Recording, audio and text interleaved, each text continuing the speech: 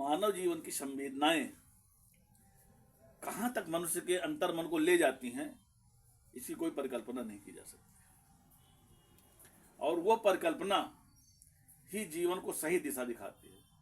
जैसे अभी बातचीत चल रही थी कि रहीमन निजमन की व्यथा मन ही राखो गोय, सुन इठ लगी हैं लोग सब बांट न लगी हैं कोय। तो इसमें भी एक अध्यात्म छिपा हुआ है। हम अगर अपने अचेतन मन को अगर अपने अंदर उसको व्याप्त रखते हैं और उससे ही हम सीखते हैं तो हमें बहुत कुछ सीखने को मिल जाता है।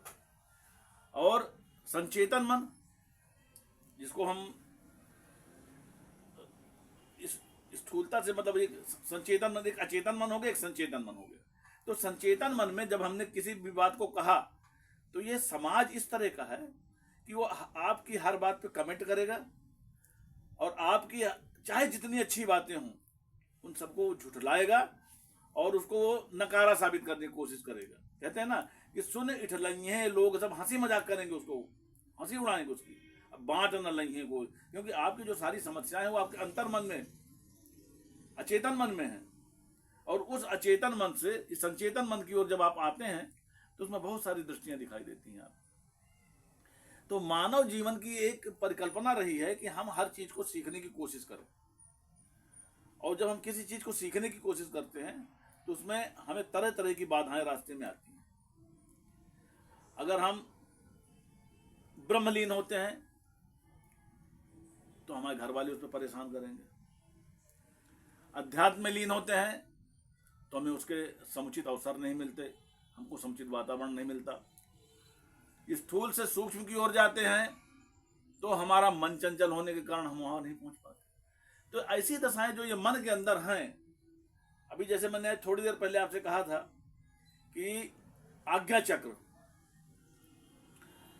चक्र को जागृत करना बहुत कठिन काम, लेकिन कहते हैं ना कि ऐसी कोई समस्या नहीं जिसका कोई समाधान ना हो।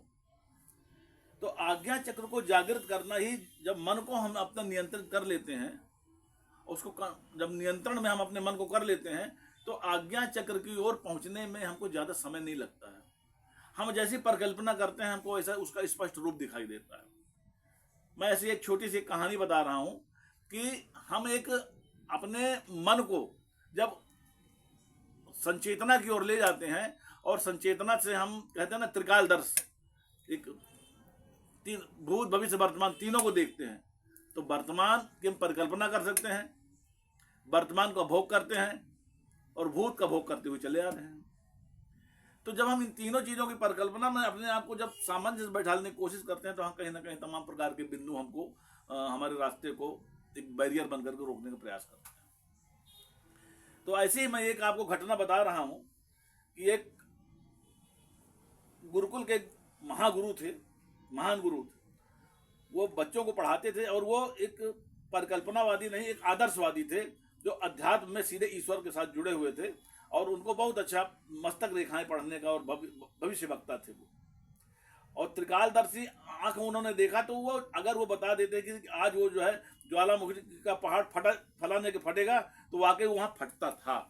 ये मतलब वो अपने संचेतन मन से और अचेतन मन में दोनों को मिला करके जब उसको गणना करते थे तो वहां वाकई वो होता था और उनको इस बात का आभास भी हो जाता था।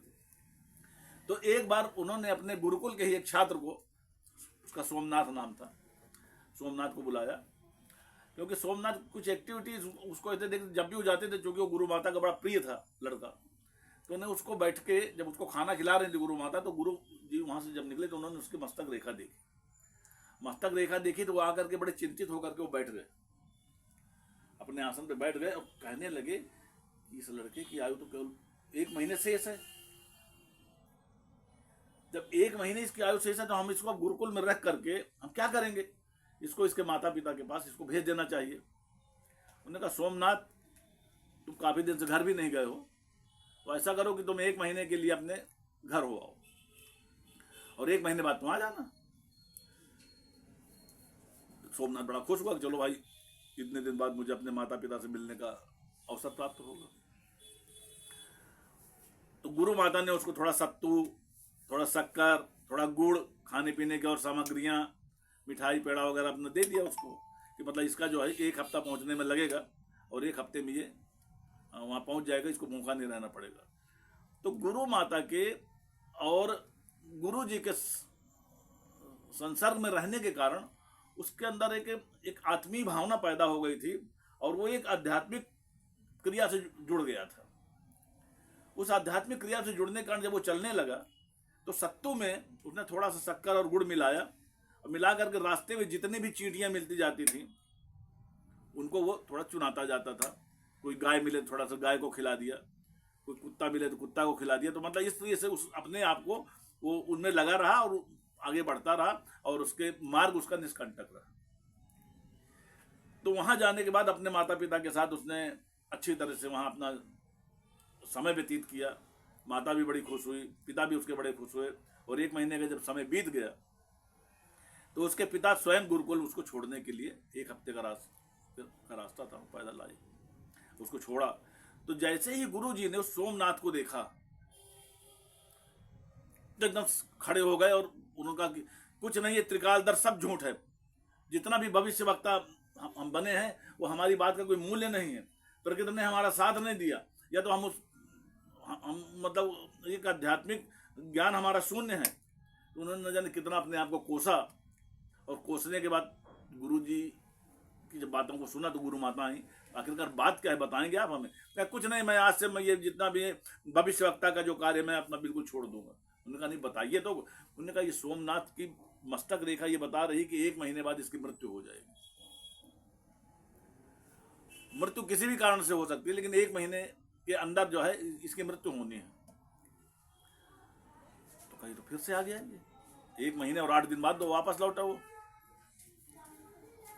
तो उन्होंने कहा कि नहीं ऐसा नहीं हो सकता। गुरु माता ने कहा उसका कोई उपाय भी तो होगा। तो उन्होंने कहा उपाय है। उपाय ये कि 1 करोड़ लोगों को ये भोजन कराएं, इसके पिता ये मतलब जो भी, तो वो इसकी अल्प कट सकती थी। लेकिन ये तो ऐसे कि तो उन्होंने कहा कि इस पर मंथन कीजिए, विचार कीजिए। अभी आप विद्या को दोष मत दीजिए, वो विद्या जो है कभी जो है झूठी नहीं होती। विद्या एक मार्ग को प्रशस्त करती है और जब मार्ग को प्रशस्त करने वाली जो विद्या और ज्ञान होते हैं ये जीवन को बहुत दूर तक ले जाते हैं। तो आप ऐसा कीजिए कि थोड़ा बच्चे को बुला करके उसको पूछिए, उसकी संरीक्षा कीजिए और उस पर चिंतन कीजिए कि आखिरकार हुआ क्या। तो उन्होंने सोमनाथ को बुलाया। सोमनाथ आओ बेटा, जब तुम यहाँ से गए थे तब तुमने मतलब कैसा रहा तुम्हारा सफर, उसके विषय में कुछ वर्णन करो। उन्होंने कहा गुरुजी मुझको गुरु माता ने 1 हफ्ते के लिए सत्तू भी दिया था, गुड़ भी दिया था, शक्कर वगैरह भी दी थी, आटे का लड्डू भी बना के दिया था, इस तरह से मतलब देखिए कुछ नमकीन वगैरह भी दिया था। तो मेरे झोली काफी भारी थी, तो भारी झोली को मैं हल्का करने के लिए जैसे मैंने सत्तू खा लिया थोड़ा सा, इसके बाद उसी सत्तू में से थोड़ा थोड़ा मैं चींटियों को भी अपना डालता चला गया। रास्ते में अगर गाय मिली तो गाय को गुड़ खिला दिया, कुत्ता मिला कुत्ते को आटे का लड्डू खिला दिया। तो इस तरह से आगे बढ़ते बढ़ते बढ़ते बढ़ते मैं अपने 1 हफ्ते के अंदर मैं अपने घर पहुंच गया सकुशल। मुझे रास्ते में कोई बाधा उत्पन्न नहीं हुई और पहुंच गया। और 1 महीने तक आपके आशीर्वाद से मैं अपने माता पिता के साथ स्नेहपूर्वक रहा और इसके बाद मैं आपके सामने आ गया। तो गुरु माता ने कहा अब जो इसने एक बात जो कही है, चींटियों को मैंने भोजन कराया, चींटियों को मैंने डाला, उस पर आप चिंतन कीजिए। तो जब चींटियों को जब उस पर चिंतन किया गया तो चींटियों की मात्रा 1 करोड़ से ज्यादा भी हो सकती है। और वो जो है एक ऐसी आत्माएं थी चींटियां जो उसके जीवन में आने वाली मृत्यु को भी उन लोगों ने टाल दिया। तो तभी कहा गया है मालवीय जी, तभी कहा गया हर इच्छा भावी बलवाना। ये जो है भगवान की जो इच्छा होती है, प्रभु की इच्छा होती है, वो बहुत बलवान होती है, बहुत बलवती होती है। और जीवन में वो अपने जो परिणाम देती है वो विश्वास के कारण देती है कि बिन विश्वास न हरि कथा, अत्य ही बिन मोह न भाग, अमोह गए बिन राम पद होए न दृढ़ अनुराग। बिन विश्वास भक्ति नहीं, ते बिन द्रमहीन राम, राम कथा बिन सपने हो मन न लहाए विश्राम। तो उसने विश्वास के साथ जो कार्य किया उसमें वो फलीभूत हुआ। उसको मतलब ये कि जीवन का वरदान मिला, उसके जीवन की अल्प कटी और गुरु जी की जो शंका का जो है उसका समाधान हुआ। इत श्री राम कथा समाप्त। समाप्त।